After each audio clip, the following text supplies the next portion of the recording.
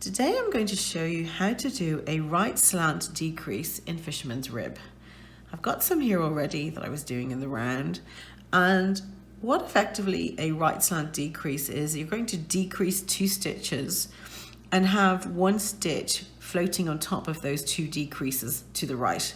It's borrowed from brioche right slant decrease, but it's done slightly differently.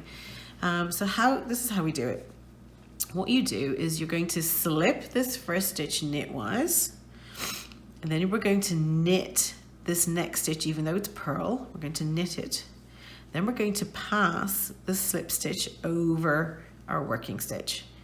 Now what we need to do is we need to pick up this knit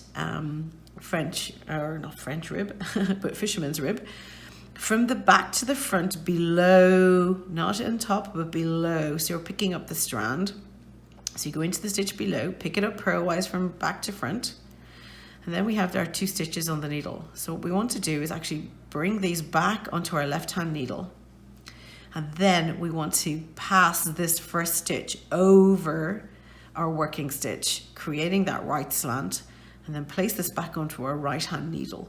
So what we've effectively done is decrease this knit fisherman's rib and the purl fisherman's rib, and have this one right slanting over it to create our right slant decrease.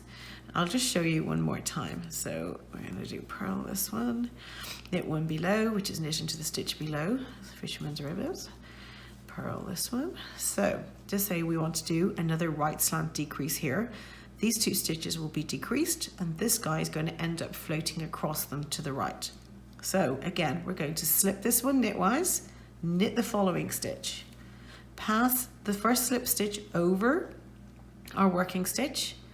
Then we want to pick up this stitch from below, from the back to the front, and place it onto the right hand needle. And then we want to place both of them, so slip them back purlwise, onto our left hand needle and slip that first stitch over, and then place our working stitch back onto our right hand needle, and effectively we have created our right slant decrease. So both these first 2 stitches, the knit and the purl fisherman's rib stitch, have been decreased, and this guy is now floating and over to the right. And that is how we do a right slant decrease in fisherman's rib.